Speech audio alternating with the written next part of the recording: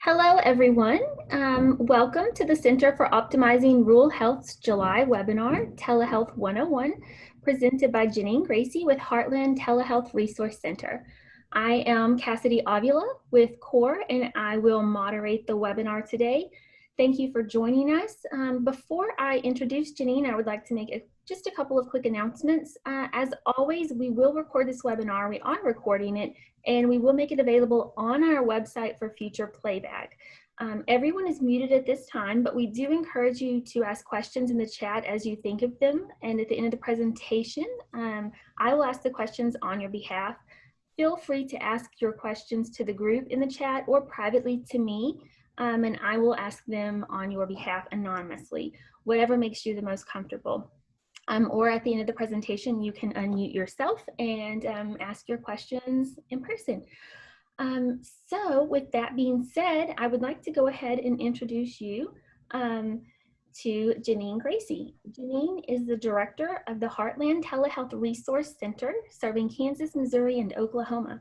She has spent her career in the field of health sciences, leading organizations and communities in public health initiatives and the strategy planning process. Janine has a Master of Science in Education, a Bachelor of Science in Education, both in health sciences from the University of Kansas. She is a certified health education specialist and a certified prevention professional. So welcome, Janine. We're so happy to have you with us today, and I will turn it over to you now. Well, thank you. It's so nice to be here today. And we're going to talk a little bit about telemedicine. Actually, it's information packed. So hopefully you'll be able to get a copy of the slides so that it can remind you of some of the items that we talked about. And so I'm going to try to work this telemedicine. There we go. Oh, nope, that didn't work.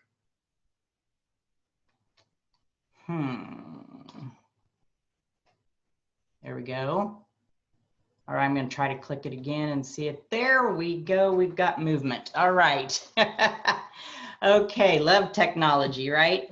So today we're going to do a little exploring of benefits and barriers, identifying some necessary components of an assessment, and then review some technical advances so that you're familiar with those and more. So I will get through this as quickly as I can so we have time for question and answers afterwards. Okay, so I just want to let you know that actually we have a consortium of telehealth resource centers, and Texas is covered by the TEXLA Telehealth Resource Center. We're Heartland, but there are 12 of them across the nation, and all together we form this national consortium of telehealth resource centers. So we all work together and lean on each other when we need information from and for each other. So as you can see, here is the map of the 12 regions. But the most important thing about this is that you can reach any of the telehealth resource centers through the telehealthresourcecenters.org website. So if you want to work with TEXLA, or you want to look and see what the Northeast Telehealth Resource Center has on their website, you know, feel free to do that. There is just a plethora of information out there that's been collected, and we're happy to serve you through our federally funded project. We are funded by HRSA, and so the types of information that we provide and the technical assistance that we provide is pretty much free of charge, okay? And we can supply you with templates and that type of thing, so you don't have to reinvent the wheel. Now, I'd like to call your attention to the bottom left-hand portion of this slide, because that's the two national resource centers that we are affiliated with as well. TTAC is the Telehealth Technology Assessment Center, and on their website they have information that is vendor agnostic, just like all of us, because we're federally funded. But you can peruse that website and look at different types of platforms or peripherals that you might be looking at, and you don't have to have a salesman in your ear. That's pretty cool. So, feel free to take a look at them, and you can get to them by this telehealthresourcecenters.org as well. Then the Center for Connected Health Policy is the national telehealth resource center that actually has every state's regulations on their website. So you can go and look, and they keep track of what's going on. I got an update yesterday. You can keep track of what's going on in your state or other states if you so choose. So it's a wonderful resource, and they also have the federal updates on that as well. And boy, have they been busy, right, during COVID. So that's a little bit about the telehealth resource centers. And we provide the technical assistance to assist organizations in getting you started with telehealth. Now, you have to implement, okay? And then that's when we back out, because it's your baby. You got to take care of it. But we can help with looking at equipment with you, or going over policy. Like I said, we have templates that we can just hand over, and you can change the name to your organization, and off you go. You've already got a policy or a procedure or protocol that will help you with telehealth. So these are the kinds of services that we provide. So we do this through online resources, webinars, workshops, trainings, and peer-to-peer connections too, because a lot of times we know who's doing what in the area, and we can connect you with them as well. So today we're going to talk about telehealth, and there were a lot of educational programs and projects and webinars before COVID hit. And I just heard a speaker. We're having our Kansas Telehealth Summit today, and so I've kind of been going back and forth between that and other meetings or presentations that I have. And I just heard somebody say, hey, telehealth was something that we were going to do someday, but entered COVID-19, and we implemented fast and furious. And all of a sudden, instead of, thinking that we were going to do it, we were in the middle of it. And so instead of the doctor will see you now, it turned into the patient will see you now. And Eric Toppel's book that was written almost a decade ago is just actually, told us the future is now, and boy, is it ever. Okay. So definitely our patients are seeing healthcare in more convenient atmospheres because they can see them from home during this COVID crisis. We'll talk more about what that might look like as we move forward. But I will tell you that from March, probably 5th, the telehealth resource centers have just been inundated with questions and providing technical assistance. And a lot of us have turned to holding webinars or Project Echoes to assist everyone who's wanting to implement. And so, when you first implement, it looked kind of like a horse race. Okay, it was probably not as coordinated as this top picture. Everything's coordinated. It was well planned. I mean, how much does it take to plan a derby, or whatever? And everybody has coordinating colors, and things are running pretty smooth. Okay, but when we helped organizations this spring, it kind of looked like this picture at the bottom. Okay, it was a wild horse race, and everyone was just a little bit chaotic in how they were trying to plan and start. I won't lie, my son is a pediatrician in the Kansas City, Missouri area, and I got a call from him on a Saturday afternoon, said, hey, we're all around the table, we're trying to plan for this, how we're going to see patients, and how can you help us, Mom? So, they were planning on a Saturday, and they implemented in less than 5 days. And that was unheard of in my line of work, because I was used to helping people kind of take their time in looking at what we could do to strategically plan for telehealth. We didn't have time to do that anymore. So we, Bob Marley says the day you stop racing is the day you win the race. Well, You know, I think telemedicine is not necessarily a race. It's a marathon. Okay, so it is a race. It's a marathon instead of a sprint. That's what telehealth is in terms of planning, in terms of executing and evaluation. So we'll talk more about all of that as we go along. COVID-19, you know, kind of set medicine on its ear and implemented telemedicine very quickly, with a lot of the reimbursements changing and a lot of the originating sites changing. So there's a lot of information out there the telehealth resource centers have. We have some toolkits and that type of thing in terms of COVID-19 related. And if you choose to go to those websites, I think you'll find some information that might be very helpful to you. Prior to COVID, we really had to convince people that telemedicine was the thing to do, okay? People were dabbling in it, let's say, and for a variety of reasons. Especially in rural areas, it does improve the healthcare access. There's no doubt about that in my mind. I grew up rural. I understand what it's like traveling hours to see a physician or a specialist.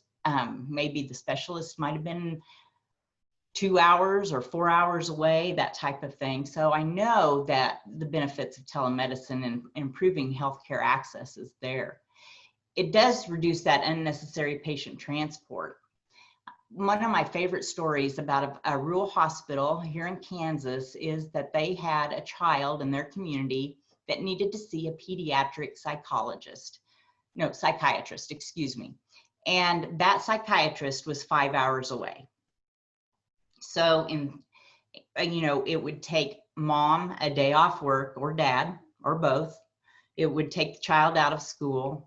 They probably had overnight costs, okay? Because what if the appointment was at 8 or 9 in the morning and they didn't want to get up that early to drive those many miles to get to that appointment? And sometimes, the appointments, if it's a follow-up appointment, maybe not necessarily this child's psychiatrist appointment was a follow-up, but if there was a follow-up to a specialist, sometimes that's a 15-minute appointment and you've driven 5 hours.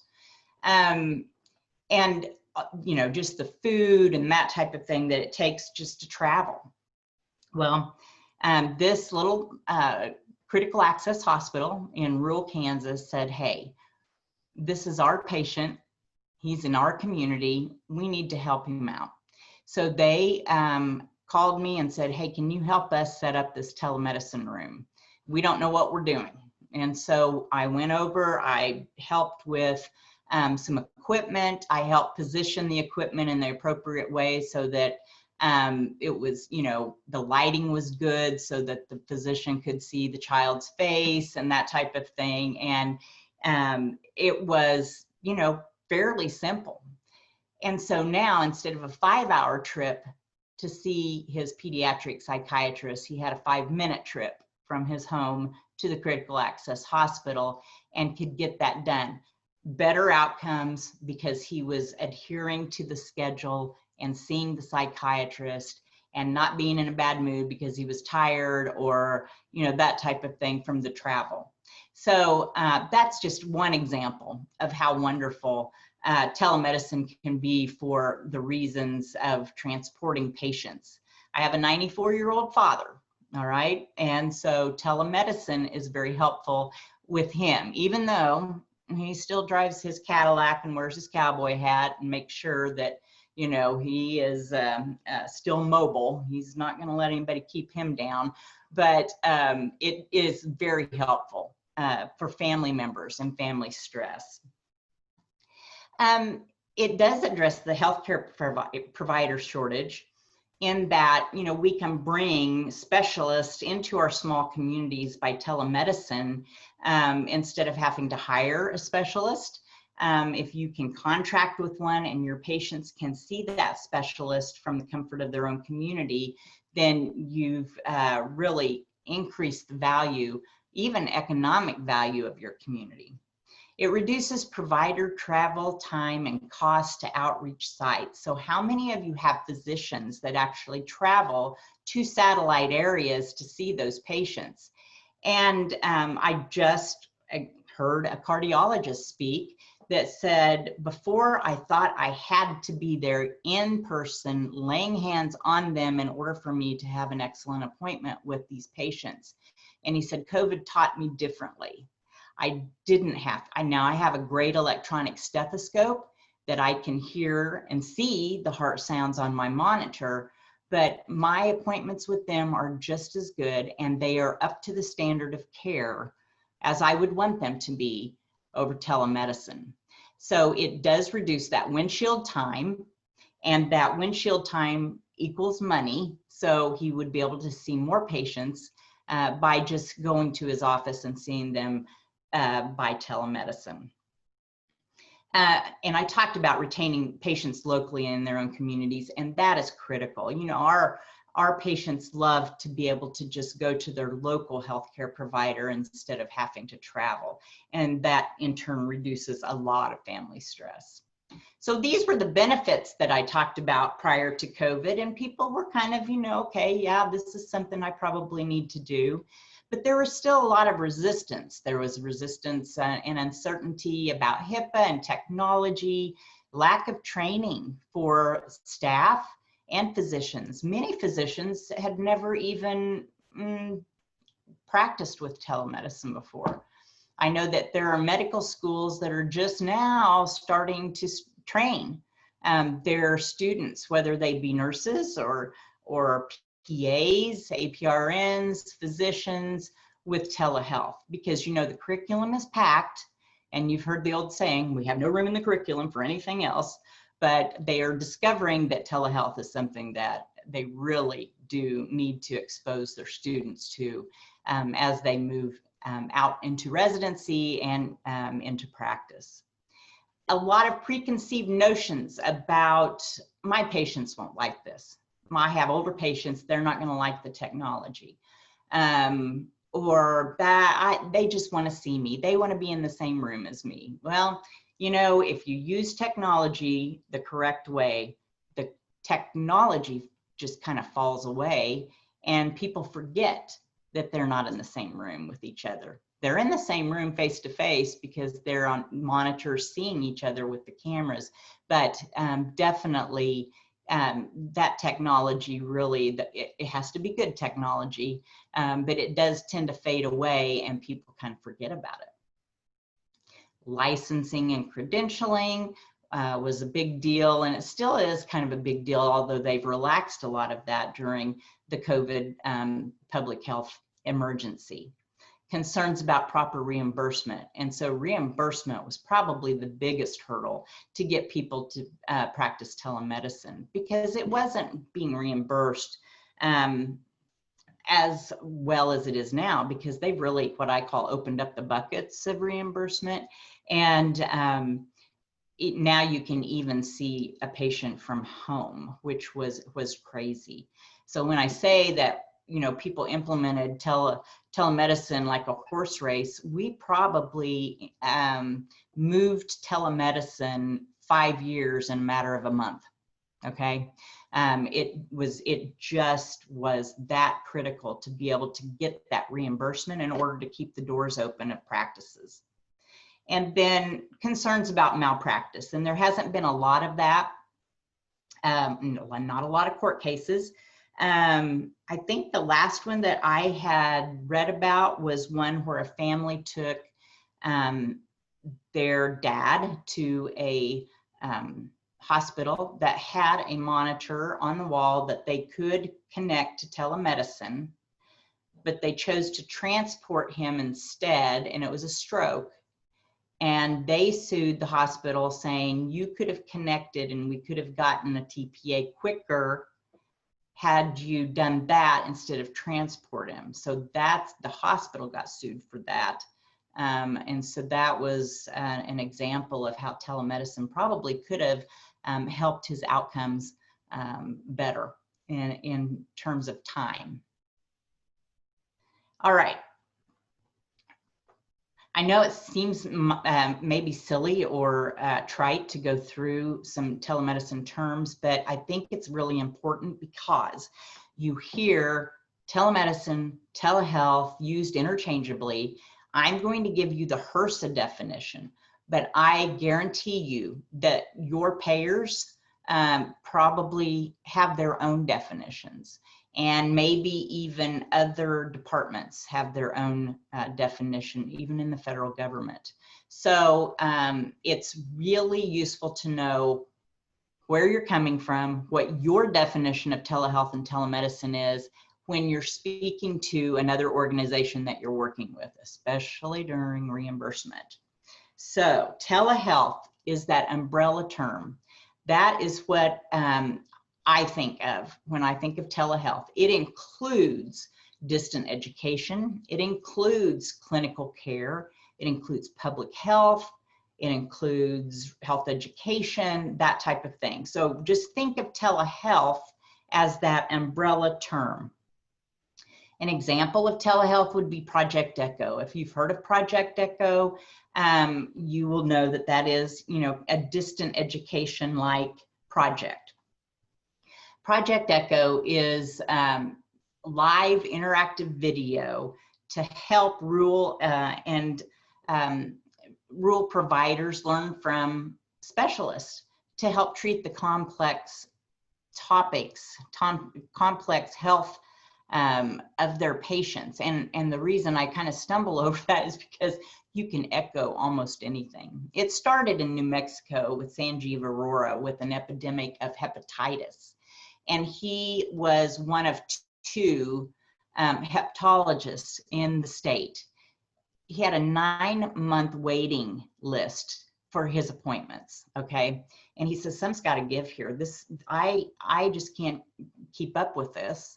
And I feel bad for the person that's at the end of the list here at 9 months. So what he decided to do was give his expertise away and say, I am going to help you in the rural areas treat your own patients. And then if something is so complex that you can't, then you send them to me, so that he could free up his schedule to treat the more complex, so that he's practicing at the top of his license. So he would get together with providers all over the state and provide his information and his knowledge in a format that is very collegial and that people can learn from each other. So he's not the one that's just doing a didactic the whole time, but everybody is saying, oh, I had a patient like that and this is what we did, or we worked with, such and such community and this is what we did to do some public health in our community. And so it was a wonderful way for providers to be able to work with one another and also reduce that epidemic. Here's an example of a Project Echo that addresses perinatal behavioral health disorders. And so, like I said, you can echo almost anything. There are echoes on autism, there are echoes on pain management. That's always been a big one at the University of Kansas. Several hundred people joined that one because it is so crucial. We have PTs that join, we have APRNs, just anybody that would want to learn more about pain management without opioids. That was one of the big ones that we actually initiated. So now we're getting telemedicine. Telemedicine is, HRSA's definition is that clinical care at a distance. So it's the patient and it's the provider. So that's really important to remember, that telemedicine is just that one definition. And there are some other terms that are helpful for you, especially when you're going for reimbursement or you are beginning to look at implementing your telemedicine program. The distant site is where the healthcare provider is.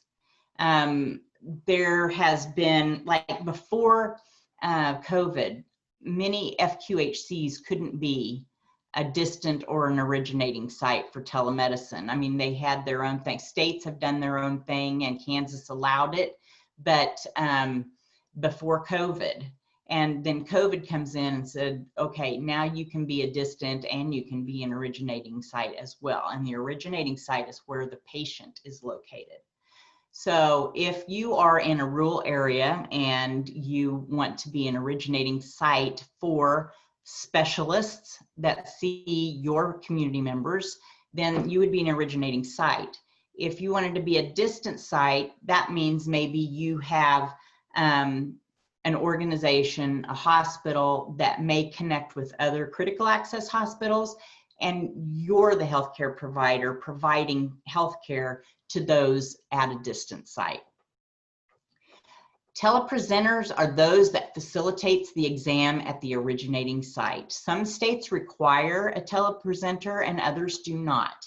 In behavioral health, a telepresenter would just begin the appointment with the psychologist, psychiatrist, and then present the patient saying, this is who it is. We are here at ABC Critical Access Hospital, and my number is 999-5858, and you can reach me there if you need me. And then that telepresenter walks out of the room so that the patient can be alone with their behavioral health provider.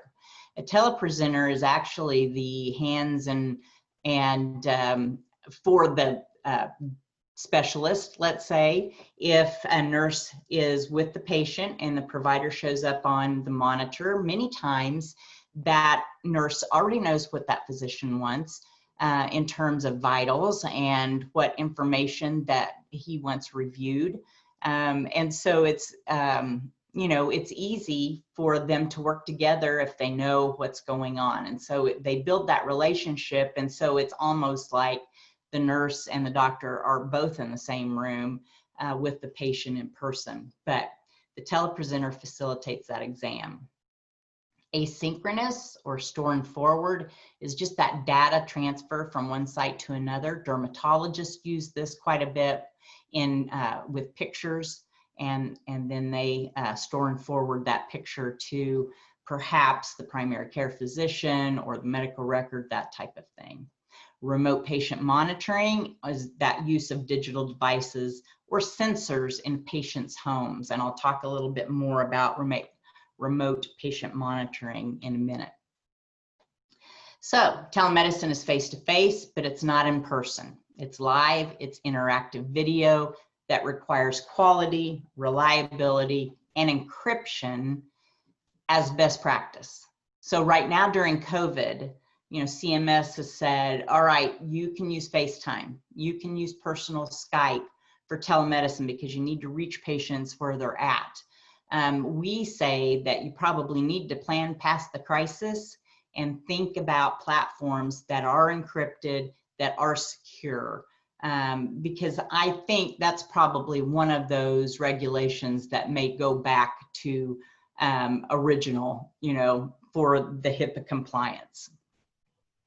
And it also requires broadband internet and video conferencing, and that is something that we know some of our rural patients just don't have that broadband, enough broadband to upload or download. And so there's some tips as providers that you can share, such as if you're going to have an appointment and you have children at home, they shouldn't be streaming Netflix, okay, while you're on your live interactive video conference, because it could interfere if you do not have the biggest robust amount of Mbps available to you in your home internet. So there are things that you can do. There were things that happened in a small town, Caldwell, Kansas, on the Oklahoma line, and they were trying to do some telemedicine in the afternoons, and it just kept stalling and, blinking and that type of thing. And it wasn't a good televideo appointment. Well, they discovered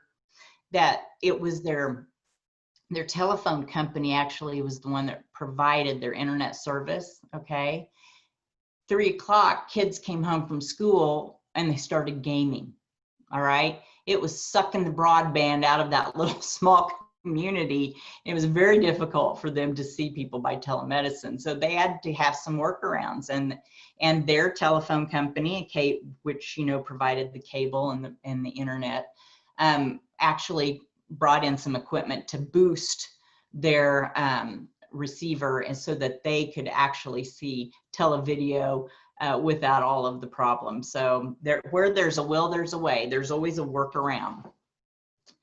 The provider must be licensed in the state that the patient is physically located at the time of the appointment. Now, they have relaxed this a little bit during COVID because there are some plans that allow providers to cross state lines to see patients and that type of thing during this public health emergency. But that may be another thing that's rolled back. I don't know. My crystal ball is not really that clear, and but I will kind of shed some light of what I've heard, that some of these things may go back. They're trying really hard to keep home as an originating site in the federal government, so that, Medicare, we can still do that, because it's all about healthcare access. It doesn't make any sense if someone doesn't have transportation in a rural area to get to their doctor, be penalized for living in that rural area, when they could see the doctor by telemedicine, and it's just as easy. Okay. I always say your zip code should not determine how well or how long you live. Okay. You deserve the same kind of healthcare access that anybody has in metro areas. Some states require consent, and a lot of times it could be verbal consent. Some is written. In the time of COVID, they've relaxed that just a little bit. But you have to check and see if your state requires consent and how you might do that. And the standard of care in telemedicine is the same as in person. I did get this question not too long ago. They said, well, we need to record these telemedicine visits. And I'm like, well, why? Do you record your in-person visits? No. That is actually something that you should not do at all. Thou shalt not record any telemedicine appointment. It's not necessary. Your servers can't handle that kind of stuff anyway. But that is not necessary, nor is it legal. And we need to prepare for the unexpected during telemedicine. If a televideo or a call drops, you have to do this at the very beginning, either with paperwork, maybe they sign something on the portal, or they fill out something, but there's got to be a number on there that if the video drops, they have a number to call. And you're able to finish that on a telephone in the age of COVID, okay, and still get reimbursed for it, and it'll be fine. But the provider needs to keep phone numbers of IT right in front of you so that you know who to call if something happens that you are not familiar with, and keep the phone number of the patient in front of you so that you could call as well.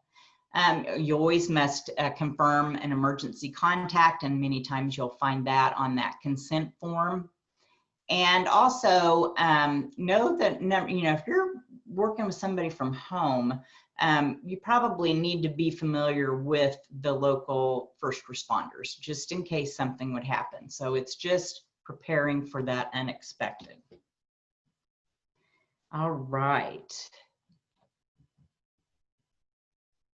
Okay, it doesn't want to, here we go again. I swear we'll get through this one way or the other. There we go. So this slide I find is really important to have in your implementation toolkit, if you will. This could be an opening script of how you might practice telehealth. And once you get it down, then, it comes a lot more naturally. But if you have kind of a script in front of you that you can follow in the beginning, it makes things a lot easier. So you provide your name, and You ask if they can see or hear you, and you must adjust if necessary. Maybe your webcam's not on. Maybe you're on mute and you forgot to unmute yourself, that type of thing.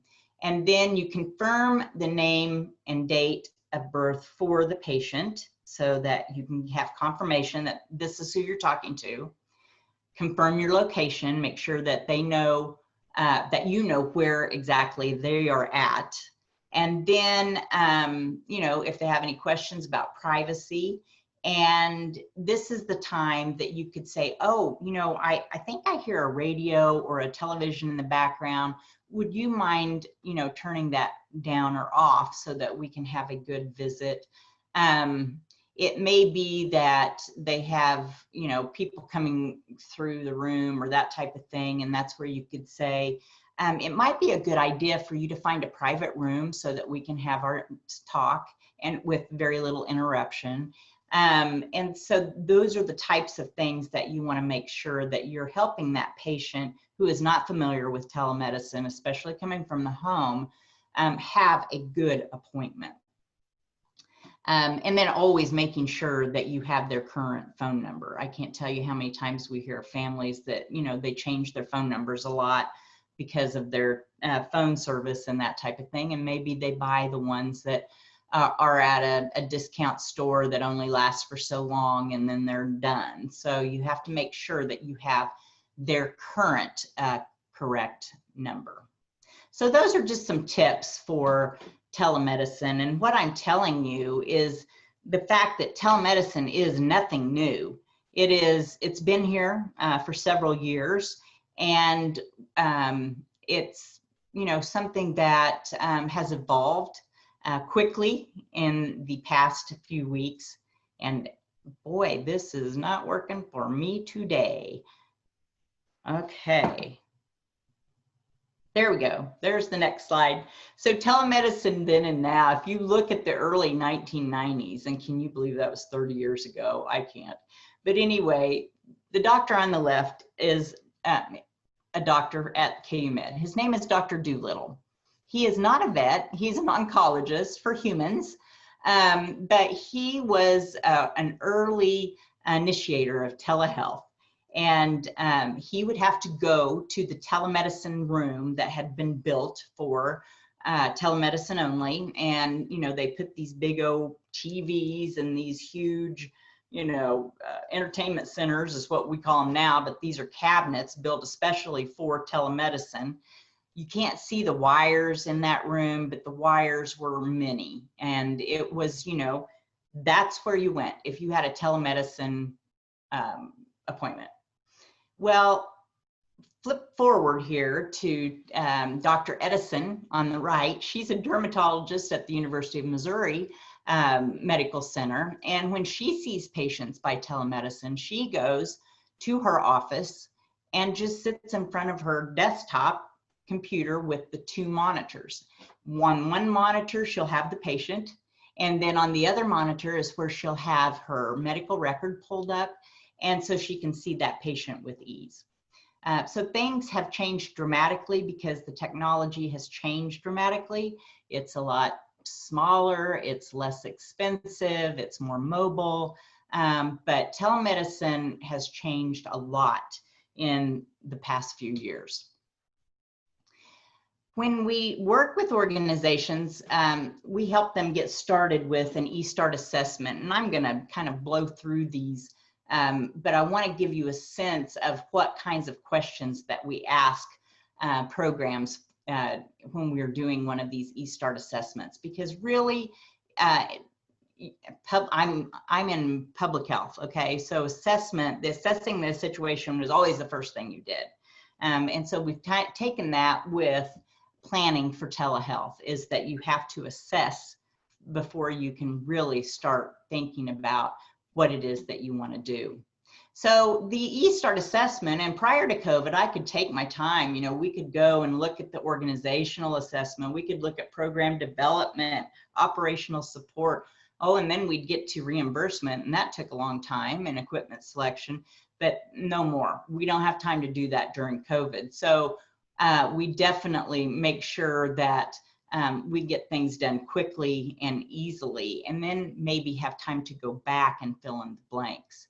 But some of this eStart assessment that I did prior to COVID really would increase internal buy-in, because if you had a great committee that involved a lot of different people, you could increase that internal buy-in so that everybody feels part of that program. And by doing that, creating this committee, you could unlock some revenue streams that maybe you didn't realize that you had. How about providing diabetic education via telehealth? Would that increase your numbers? Would that help with patient outcomes as well? Because people would be able to sit and do that from the comfort of their own home. And developing protocols and policies, determining needs. This is all part of that process.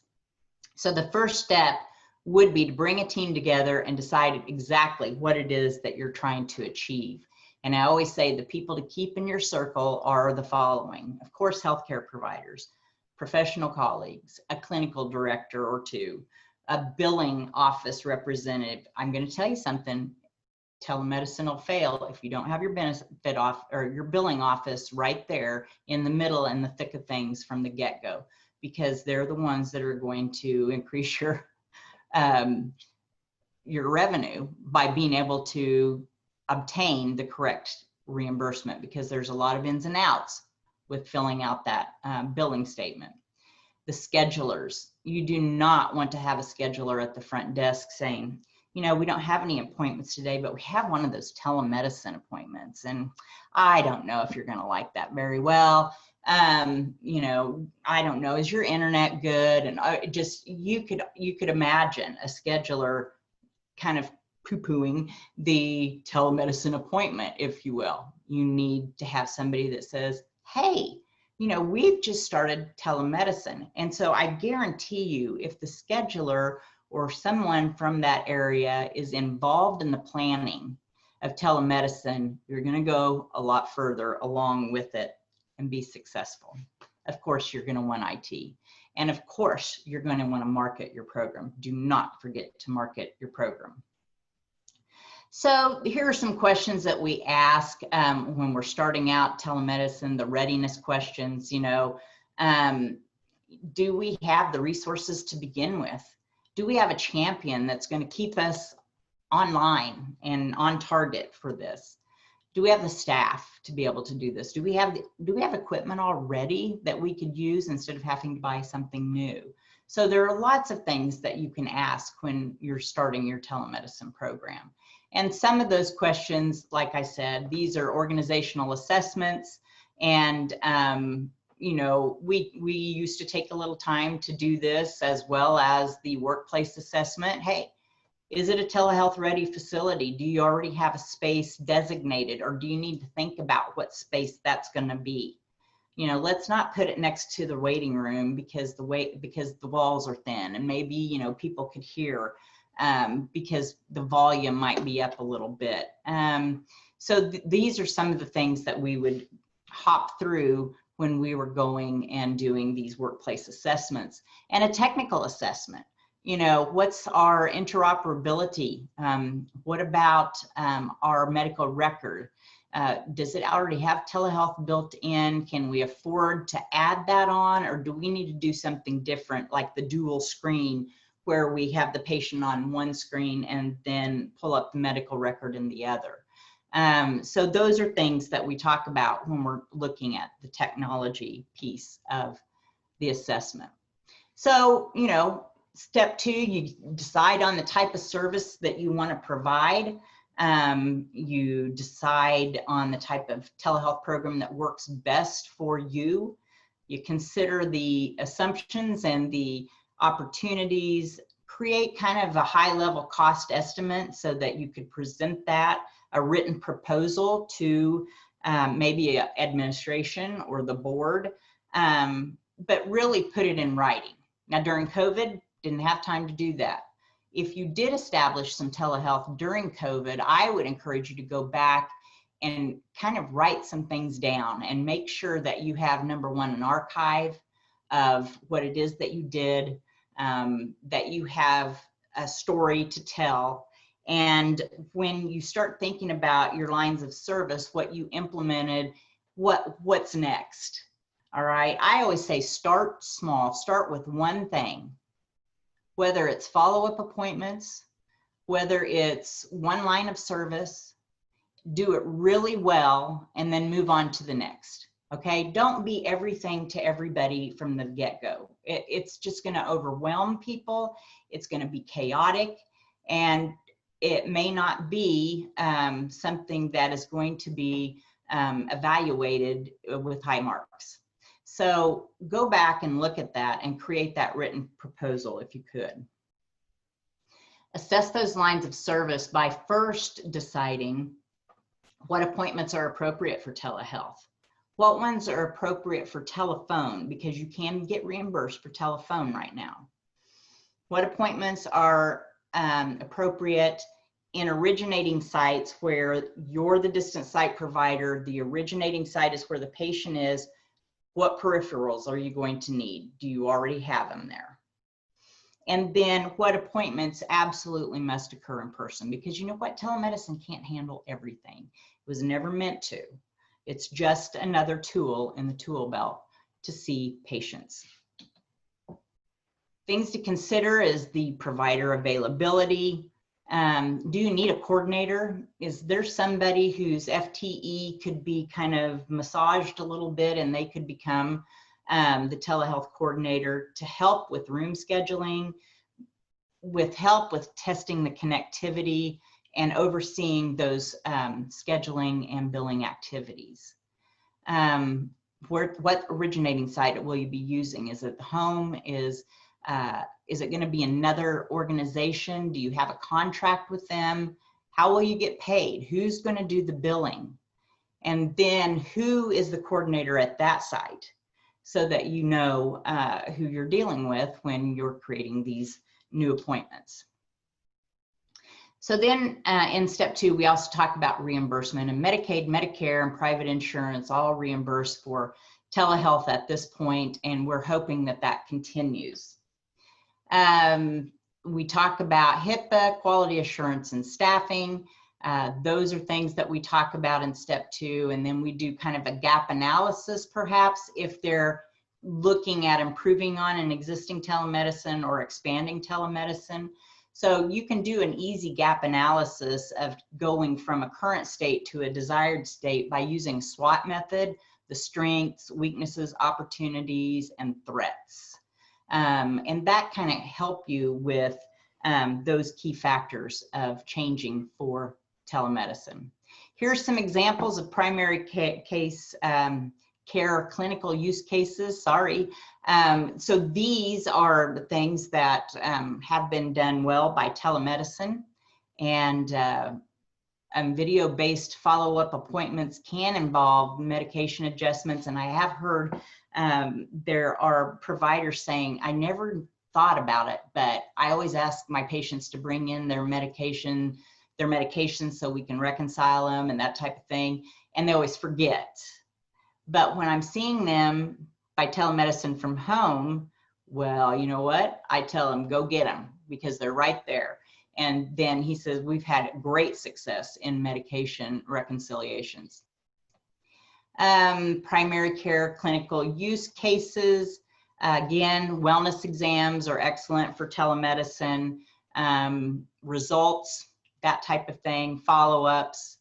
And also the annual wellness exam, somebody said, oh, how can you do that? Well, wellness exam for a provider is a lot of listening, and it's a lot of paperwork for the patient. They're filling out a health risk assessment form.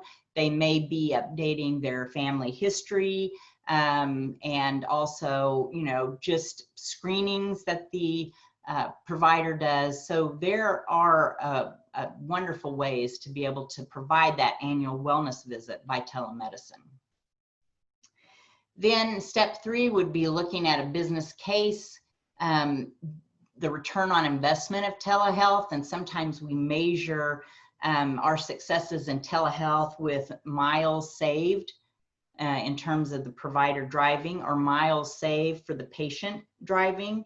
And then also more follow-ups. We've seen that telehealth really has reduced a lot of the no-show percentages by a great deal. And so there are some wonderful ways to develop that business case. So step 4 is getting those details in order. Protocols are in order, guidelines are in order, our policies are there. We're training staff, we're making sure that the technology is there, and we are developing that performance monitoring plan, QI. Got to improve, constantly improvement. You know, that's something that we really strive for in telemedicine. It is then when we look at that technology platform and make sure that we have what it is that's going to work easy with interoperability. There are several compliant video conferencing platforms out there.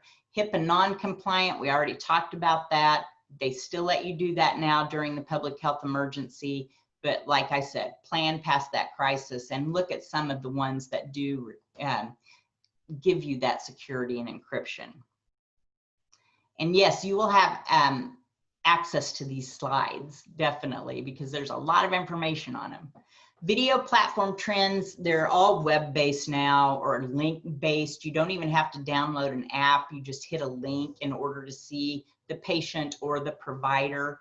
Lots of mobile platforms, and this is very helpful because we are seeing patients in the home. So when you look at platforms, you want to look at how well you would be able to deploy those throughout your organization. Are we going to be able to scale up if we add another line of service? How reliable is it? Are we losing patients? Are we losing that technology mid-appointment? Is it easy to use? And I'm going to tell you something, that should be number 1, because your providers are not going to use it if it's not easy, and it has to be easy. And then that security and privacy is also one of those dimensions that you talk about. You got to look at your broadband, have your IT, make sure that you have enough megabits per second for upload and download in order to provide televideo. And then know that in some areas, don't rely on Wi-Fi, because that will break things up too. You'll have better speed, imaging quality if you directly plug in or hardwire in your telemedicine equipment to the modem, so that it just makes for a better picture. So don't rely on Wi-Fi if it's sketchy. There's really no need for excessive amount of equipment. You know, take inventory of what you've got on hand. You don't need to buy a robot. We fashioned this little guy with a tablet on a kind of a IV type pole and put a coat around it and a steth, and that was our virtual Dr. Barron, who is our neurologist seeing patients with ALS 5 hours away. Some of these peripherals, you see there's an electronic stethoscope, there's exam cams, there's a variety of things, but this picture on the right-hand side is actually available at Best Buy. It's something that you can have in your home, and you can have a stethoscope. One of those acts as a stethoscope. We've got an otoscope.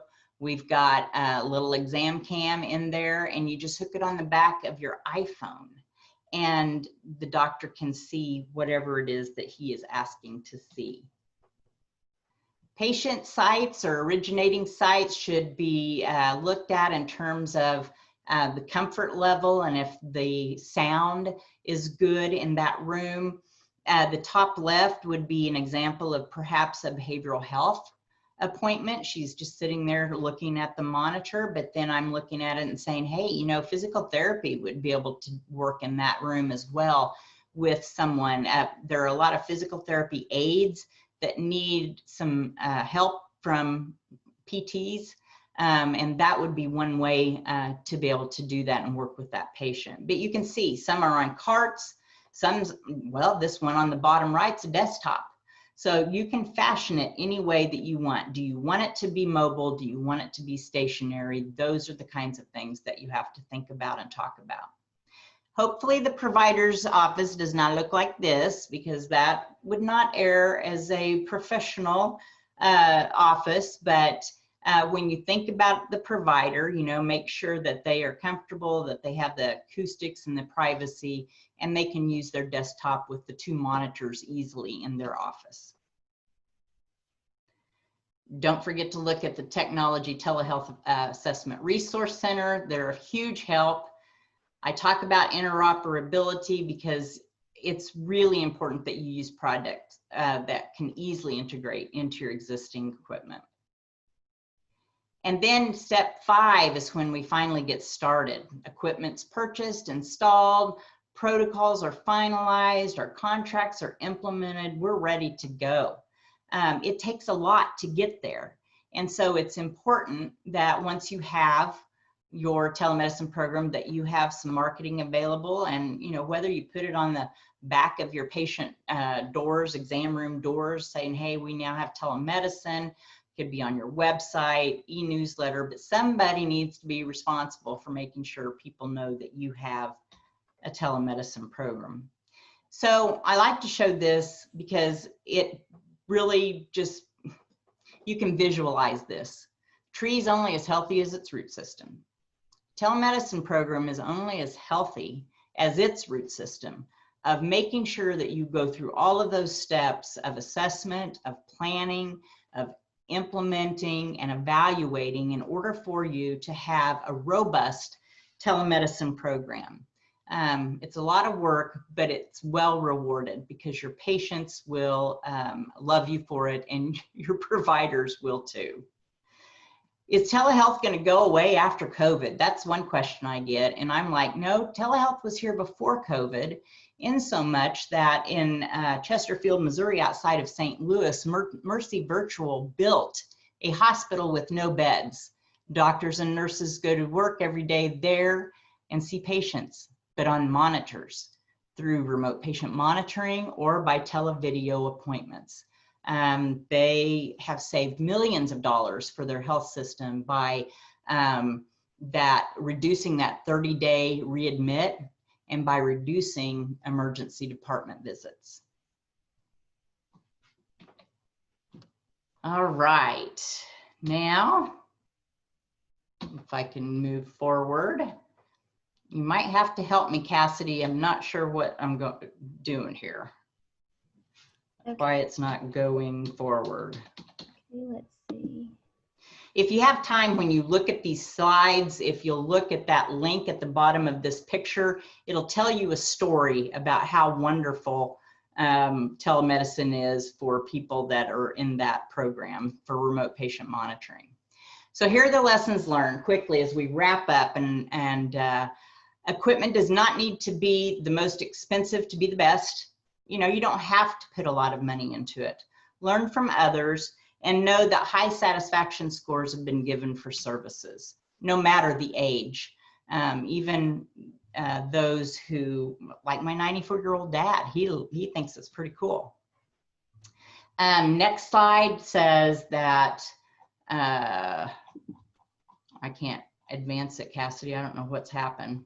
Okay, I'm happy to do it for you. Okay, thank you. It's still medicine. Technology is just a tool. And maybe someday we won't even call it telemedicine. We'll just call it medicine. That would be great. It's important to plan and practice for telehealth. Practice makes perfect. There are so many things that we need to help providers in training them, that it would be a great idea to kind of have one of those training sessions with them before they implement.